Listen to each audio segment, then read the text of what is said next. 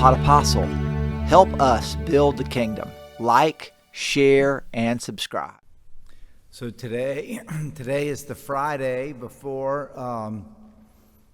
I should say 2 Fridays before Pentecost. And today would be 9 days before Pentecost. So guess what starts today? If you want to do a novena in anticipation of Pentecost.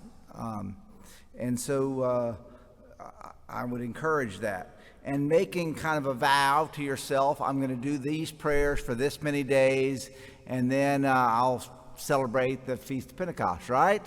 Anybody here ever done anything like that? Anybody here ever made like a sort of promise, and you're going to maybe use a silly example or something.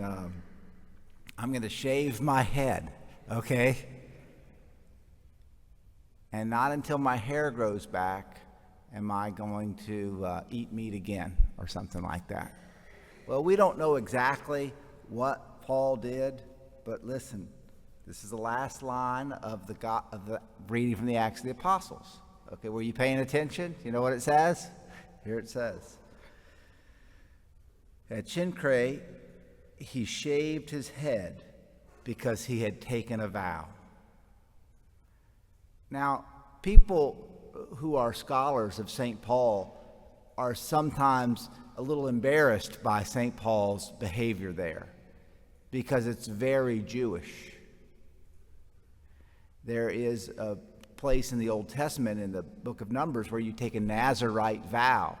And we don't know a whole lot about that, but this is what Paul would have done.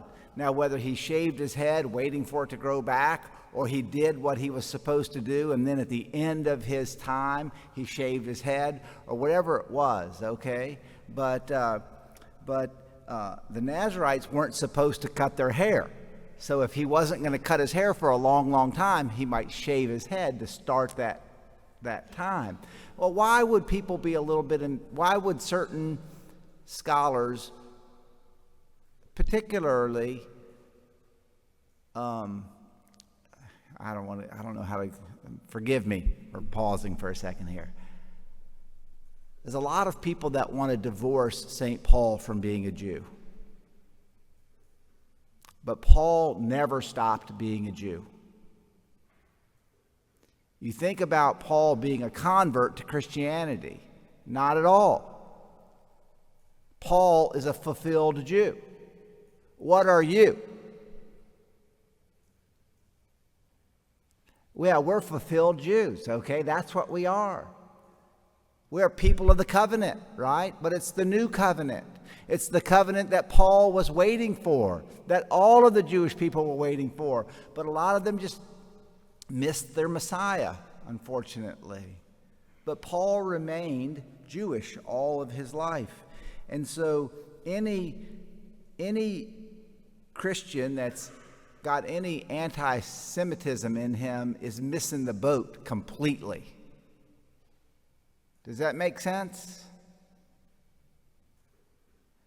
We recognize Jews and Judaism as our older brothers in faith, and we should pray and hope in a way that is filled with charity that they would come to see Christ as the Messiah that they are waiting for.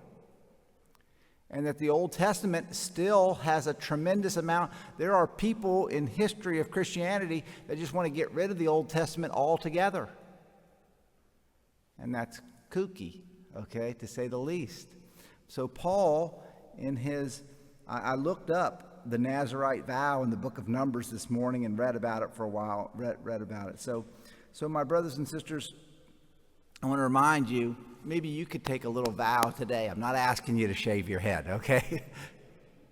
Take a little vow that you're going to pray every day in anticipation of celebrating the coming of the Holy Spirit. Maybe you could do a novena, and you could do something symbolic, along the way. And then at the end of that time of symbolism, you go back to, I don't know, eating meat again. You see, there's this is the way we're made. This is the way our brains work. This is the way our bodies and minds and souls work together. We make vows. We have times. We exercise these kind of disciplines with visible symbols. And so St. Paul did that. And St. Paul always saw himself as a Jew who had found his Messiah.